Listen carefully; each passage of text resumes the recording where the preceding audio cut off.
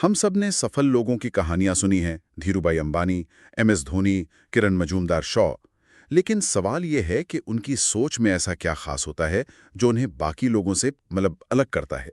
क्या ये सिर्फ किस्मत है या उनके दिमाग में कोई ऐसा सॉफ्टवेयर चल रहा होता है जिसे हम समझ नहीं पाते?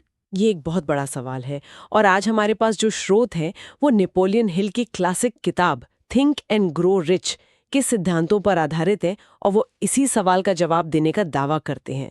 दिलचस्प बात यह है कि ये विचार सिर्फ पश्चिमी दुनिया के लिए नहीं है। हमारे पास जो नोट्स हैं वो इन्हीं सिद्धांतों को भारतीय संदर्भ में भारतीय उदाहरणों के साथ समझाते हैं। तो आज हम इसी ब्लूप्रिंट को समझने की कोशिश करेंगे। तो चलिए शुरू करते हैं। इस किताब का सबसे पहला और शायद सबसे जरूरी सिद्धांत है प्रबल इच्छा, डिजायर। अब जब मैं ये सुनता हूं तो मेरे मन में आता है कि अमीर बनना तो हर कोई चाहता है, सफल होना हर किसी की इच्छा है। इसमें नया क्या है? हाँ, और यही सबसे बड़ी गलतफहमी है। यहाँ इच्छा का मतलब सिर्फ एक ख्वाहिश या काश ऐसा होता वाली सोच नहीं है। हिल का तर्क है कि ये एक धधकता हुआ जुनून होना चाहिए, एक ऐसी चीज जिसके बिना आप रह ही ना सकें। और इसे सिर्फ महसूस नहीं करना है, बल्कि इसे एक बहुत ही ठोस रूप देना है। इसके लिए वो एक 6 स्टेप फॉर्मूला देते हैं। एक फॉर्मूला? ये तो सुनने में किसी रेसिपी जैसा लग रहा है। एक तरह से है, पर ये दिमाग की रेसिपी है। पहला कदम, आपको ठीक ठीक कितना पैसा चाहिए उसका एक सटीक आंकड़ा तय करें।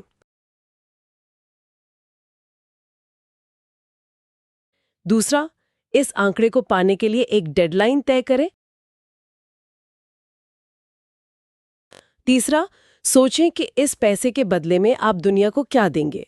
कोई सर्विस, कोई प्रोडक्ट, मुफ्त में कुछ नहीं मिलता।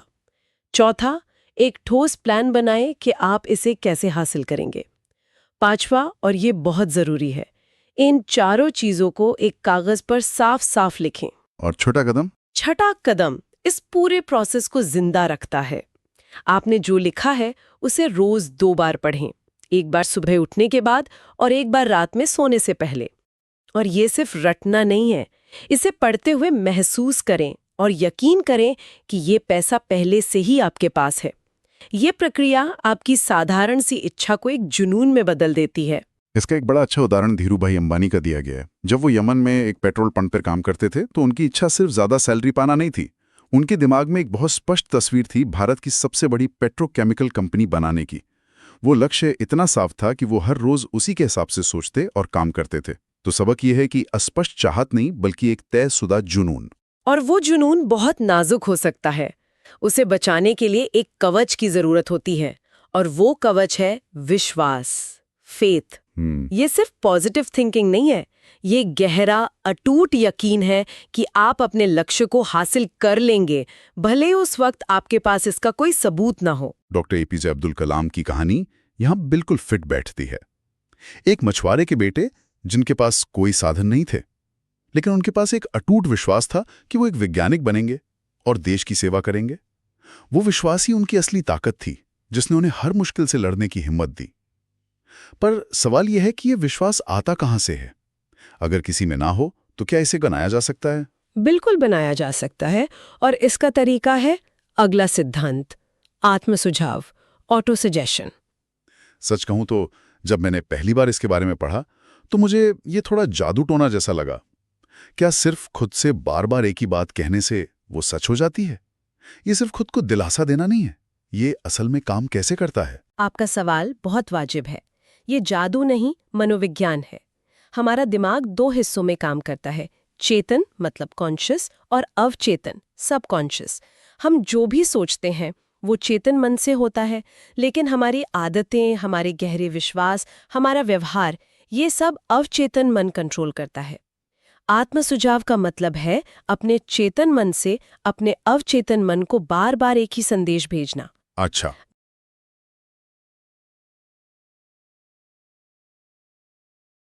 वो असल में अपने अवचेतन मन को एक कमांड दे रहा है। धीरे धीरे उसका अवचेतन मन इस बात को सच मान लेता है, और फिर वो अनजाने में ही ऐसे काम करने लगता है जो उसे लक्ष्य के करीब ले जाएं। ये नेगेटिव सेल्फ टॉक यानी मुझसे नहीं होगा वाली आवाज को चुप कराने का एक वैज्ञानिक तरीका है। मतलब ये अपने दिमाग को एक खास लक्ष्य के लिए ट्रेन करने जैसा है। ठीक है, तो मान लीजिए कि इच्छा जुनून में बदल गई और विश्वास भी मजबूत हो गया, लेकिन सिर्फ सोचने से तो बैंक अकाउंट में पैसे नहीं आते। एक्शन का क्या? यहीं पर रणनीति की एंट्री होती है।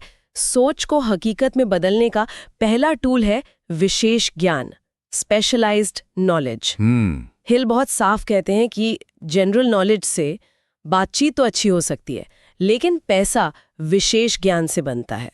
किसी एक चीज में महारत हासिल करना। तो इसका मतलब ये हुआ कि सिर्फ डिग्री लेना काफी नहीं है, बल्कि कोई ऐसा स्किल सीखना जरूरी है जिसकी बाजार में मांग हो।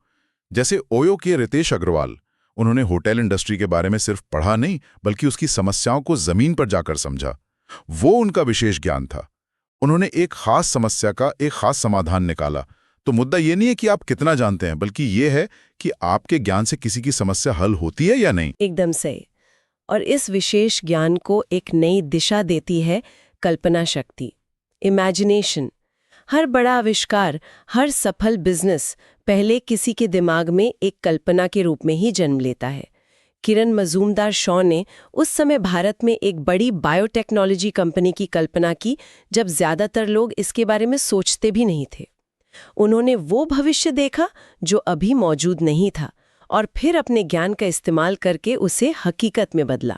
लेकिन सिर्फ कल्पना करना तो ख्याली पुलाव पकाने जैसा है। हम सब बड़े बड़े सपने देखते हैं, पर ज्यादातर लोग वहीं अटक जाते हैं। उस सपने को जमीन पर उतारने का ब्रिज क्या है? वो ब्रिज है योजनाबद्ध कार्य, ऑर्गेनाइज्ड प्लानिंग। आपकी कल्पना को एक एक्शन प्लान में बदलना। और ये इस पूरी प्रक्रिया का शायद सबसे मुश्किल और सबसे ज्यादा समय लेने वाला हिस्सा है। इसका सबसे बेहतरीन उदाहरण रिलायंस जियो है। मुकेश अंबानी ने जब सस्ते डेटा के बारे में सोचा, तो वो सिर्फ एक कल्पना थी, लेकिन उस कल्पना को हकीकत में बदलने के लिए सालों की प्लानिंग लगी। पूरे देश में फाइबर ऑप्टिक केबल बिछाना, टेक्नोलॉजी तैयार करना, टीम बनाना, ये सब उस योजना का हिस्सा था जो सालों तक पर्दे के पीछे चली। जब जियो लॉन्च हुआ तो लोगों को लगा ये रातों रात मिली सफलता है, पर असल में ये एक दशक की प्लानिंग का नतीजा था। ये बहुत गहरी बात है। सफलता जो हमें एक पल में दिखती है, वो असल में सालों के अनदेखे संघर्ष और प्लानिंग पर खड़ी होती है। अच्छा, तो अब हमारे पास सोच है और एक प्लान भी है, लेकिन अक्सर लोग प्लान बनाने के बाद भी एक्शन नहीं ले पाते। यहाँ कौन सा सिद्धांत काम आता है? यहाँ दो सिद्धांत एक साथ काम करते हैं जो एक्शन को संभव बनाते हैं। पहला है निर्णय लेने की क्षमता, डिसीजन। अच्छा। लेखक का तर्क है कि सफल लोग बहुत जल्दी फैसले लेते हैं और फिर उन पे टिके रहते हैं। वो उन्हें आसानी से नहीं बदलते हैं, जबकि असफल लोग फैसले लेने में बहुत देर करते हैं और फिर दूसरों की बातों में आकर उन्हें बहुत जल्दी बदल देते हैं। रतन टाटा का नैनो कार बनाने का फैसला इसका एक क्लासिक उदाहरण है। वो एक बहुत साहसिक और त्वरित निर्णय था। भले ही कार बाजार में उतनी सफल नहीं हुई, लेकिन वो फैसला इनोवेशन और एक विजन के लिए खड़े होने की क्षमता को दिखाता है। उस फैसले पर टिके रहना ही लीडरशिप थी। और एक बार जब आप फैसला ले लेते हैं, तो उसे पूरा करने के लिए जो अमानवीय शक्ति चाहिए, वो है लगातार प्रयास, परसिस्टेंस, यानी दृढ़ता। ये शायद सबसे कम ग्लैमरस लेकिन सबसे जरूरी गुण है। ये तूफान में खड़े रहने की जिद है। MS धोनी की कहानी यहाँ एकदम सटीक बैठती है, लेकिन उनकी कहानी सिर्फ मेहनत के बारे में नहीं है। ये सिखाती है कि सफलता का सबसे बड़ा दुश्मन अक्सर असफलता नहीं, बल्कि एक ठीक-ठाक और सुरक्षित जिंदगी होती है। वो रेलवे में टिकट कलेक्टर थे, एक सुरक्षित सरकारी नौकरी। असली दृढ़ता उस आराम को छोड़ने के जोखिम में थी, ना कि सिर्फ मैदान में घंटों पसीना बहाने में। रोज 8 घंटे की नौकरी के बाद प्रैक्टिस के लिए जाना, ये दृढ़ता का असली मतलब है। आपने बहुत अच्छी बात कही। दृढ़ता आराम के खिलाफ एक जंग है, और ये जंग अकेले लड़ना बहुत मुश्किल होता है। यहीं पर हिल का एक और शक्तिशाली विचार आता है, मास्टरमाइंड। ये सुनने में बहुत भव्य लगता है, मास्टरमाइंड। इसका असल में क्या मतलब है? क्या ये सिर्फ नेटवर्किंग है? ये नेटवर्किंग से कहीं ज्यादा गहरा है। इसका मतलब है अपने लक्ष्य को पाने के लिए 2 या 2 से अधिक लोगों का एक ऐसा समूह बनाना जो एक ही मकसद के लिए पूरी तरह समर्पित हो और एक दूसरे के साथ पूरी तरह तालमेल में काम करें। हिल का मानना है कि जब 2 दिमाग एक साथ मिलकर काम करते हैं, तो एक तीसरी अदृश्य और ज्यादा शक्तिशाली माइंड पैदा होती है। ये वो सिनर्जी है जहां 1 और 1 मिलकर 11 हो जाते हैं। इन्फोसिस की शुरुआती टीम इसका एक बेहतरीन उदाहरण है। नारायण मूर्ति और उनके सह संस्थापक वो सब एक मास्टरमाइंड समूह थे। उन सभी का एक ही सपना था और हर किसी के पास एक अलग स्किल था। किसी एक व्यक्ति के लिए इन्फोसिस बनाना शायद नामुमकिन होता, तो ये अपने जैसे जुनूनी लोगों को खोजने और उनके साथ मिलकर काम करने के बारे में है। बिल्कुल। अब तक हमने जिन सिद्धांतों की बात की वो ज्यादातर बाहरी एक्शन के बारे में थे, लेकिन इन सबको शक्ति अंदर से मिलती है। अब हम उन अदृश्य शक्तियों की बात करते हैं जो हमारे अंदर काम करती हैं, और इसमें सबसे पहले आता है अवचेतन मन की शक्ति, पावर ऑफ सबकॉन्शियस माइंड। हमने आत्मसिझाव के समय इसकी थोड़ी बात की थी, पर ये इतना महत्वपूर्ण क्यों है? हम अपने अवचेतन मन को सीधे सीधे तो कंट्रोल नहीं कर सकते, फिर इसकी शक्ति का इस्तेमाल कैसे करें? हम इसे सीधे कंट्रोल नहीं कर सकते, लेकिन हम इस पर प्रभाव डाल सकते हैं। इसे एक बगीचे की तरह समझिए। आपका चेतन मन माली है और अवचेतन मन जमीन है। आप जमीन में जो बीज, मतलब विचार, विश्वास, डर बोएंगे, फसल उसी की उगेगी। आप सीधे जमीन को तो नहीं बदल सकते, पर आप बीज बदल सकते हैं। पॉजिटिव विजुअलाइजेशन और अफर्मेशन वही बीज है। जब आप लगातार अपने दिमाग में सफलता की तस्वीर देखते हैं, तो आप अपने अवचेतन मन को सफलता के लिए प्रोग्राम कर रहे होते हैं, और वो 24 घंटे काम करता है, तब भी जब आप सो रहे होते हैं। और यहाँ एक और आइडिया है जो मुझे थोड़ा अमूर्त लगता है कि हमारा मस्तिष्क, हमारा ब्रेन एक ब्रॉडकास्टिंग और रिसीविंग स्टेशन की तरह काम करता है। क्या इसका कोई व्यवहारिक मतलब है? इसे ऊर्जा या फ्रीक्वेंसी के नजरिए से देखने की बजाय फोकस और आकर्षण के नियम के तौर पर समझना आसान है। जब आपका दिमाग पूरी तरह से एक लक्ष्य पर केंद्रित होता है, तो आप अपने आसपास उस लक्ष्य से जुड़ी हर छोटी बड़ी चीज को नोटिस करने लगते हैं। आपको ऐसे लोग, ऐसी जानकारी, ऐसे अवसर दिखने लगते हैं जो पहले भी मौजूद थे, पर आपका ध्यान उन पर नहीं था। आपकी मानसिकता आपके लिए एक फिल्टर का काम करती है, जो सिर्फ जरूरी चीजों को ही आप तक पहुंचने देती है। और जब ये सारे सिद्धांत इच्छा, विश्वास, योजना, दृढ़ता एक साथ मिलकर काम करते हैं, तो एक खास क्षमता विकसित होती है, जिसे छठी इंद्रिय कहा गया है, सिक्स्थ सेंस या अंतर्ज्ञान, इंट्यूशन। हाँ, अजीम प्रेम जी का उदाहरण दिया गया है, जिन्होंने बहुत पहले आईटी सेक्टर के भविष्य को भांप लिया था। क्या ये अंतर्ज्ञान कोई रहस्यमयी शक्ति है? एक ऐसे स्तर पर जिसे चेतन मन समझा नहीं सकता। आपको बस अंदर से एक फीलिंग आती है कि ये सही कदम है। वो फीलिंग ही सालों की मेहनत का नतीजा है। ये सब सुनने में एक बेहतरीन रोड मैप लगता है, लेकिन अगर ये इतना ही सीधा है तो हर कोई सफल क्यों नहीं हो जाता? इस रास्ते में सबसे बड़ी रुकावट क्या है? और यही इस पूरी किताब का सबसे जरूरी हिस्सा है। सबसे बड़ी रुकावट है डर, फियर। लेखक ने 6 बड़े डरों की पहचान की है जो इंसान को आगे बढ़ने से रोकते हैं। गरीबी का डर, आलोचना का डर, बीमारी का डर, प्यार खोने का डर, बुढ़ापे का डर और मृत्यु का डर। वो आलोचना का डर, यानी लोग क्या कहेंगे, ये शायद हम भारतीयों में कुछ ज्यादा ही होता है ना? हमारे समाज में ये बहुत बड़ी रुकावट है।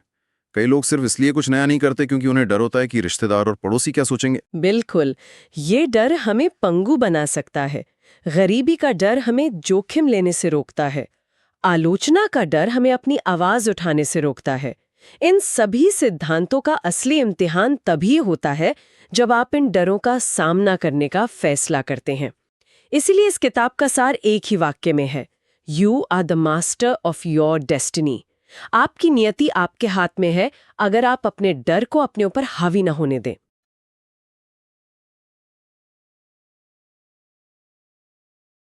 एक बहुत व्यावहारिक तरीका है। पहला, एक स्पष्ट लक्ष्य तय करें और उसे लिखें। ये हुई प्रबल इच्छा। दूसरा, रोज खुद को यकीन दिलाएं कि आप ये कर सकते हैं। ये है आत्म सुझाव और विश्वास। तीसरा, एक डिटेल्ड स्टडी प्लान बनाएं। ये है योजनाबद्ध कार्य। चौथा, किसी खास विषय में महारत हासिल करें। ये है विशेष ज्ञान। पांचवां, एक पॉजिटिव स्टडी ग्रुप बनाएं। ये आपका मास्टरमाइंड है। छठा, मुश्किलों के बावजूद रोज पढ़ें। ये है दृढ़ता। और सातवां, फेल होने या लोग क्या कहेंगे इस डर को अपने ऊपर हावी ना होने दें। ये सारे सिद्धांत सीधे सीधे लागू होते हैं। तो आज की इस पूरी चर्चा को अगर 1 मिनट में समेटना हो तो बात यह है, एक बहुत बड़ा और स्पष्ट सपना देखो, उस पर इतना विश्वास करो कि वो तुम्हें सच लगने लगे। उसे पाने के लिए कोई एक खास स्किल सीखो और एक ठोस प्लान बनाओ। अपने जैसे जुनूनी लोगों का साथ कभी मत छोड़ो। जल्दी फैसले लो और उन पर टिके रहो। बार बार गिरने के बाद भी उठने की हिम्मत रखो और सबसे जरूरी, अपने डर को अपनी कहानी लिखने की इजाजत मत दो। सफलता कोई भारी चीज नहीं है, ये हमारे अंदर शुरू होने वाला एक खेल है। आपने इसे बहुत अच्छे से समेटा है। ये सिद्धांत एक तरह का मानसिक औजार है जो हमें हमारी सोच को नियंत्रित करना सिखाते हैं। तो यहाँ सुनने वालों के लिए सोचने के लिए एक बात छोड़ जाते हैं। आज की इस दुनिया में जहाँ हमारा ध्यान भटकाने के लिए सोशल मीडिया से लेकर खबरें तक हजारों चीजें हैं, इस सफर को शुरू करने के लिए वो एक कौन सा सिद्धांत है जिस पर सबसे पहले काम करना चाहिए? एक मजबूत इच्छा बनाने पर, या शायद सबसे पहले अपने सबसे बड़े डर का सामना करने पर?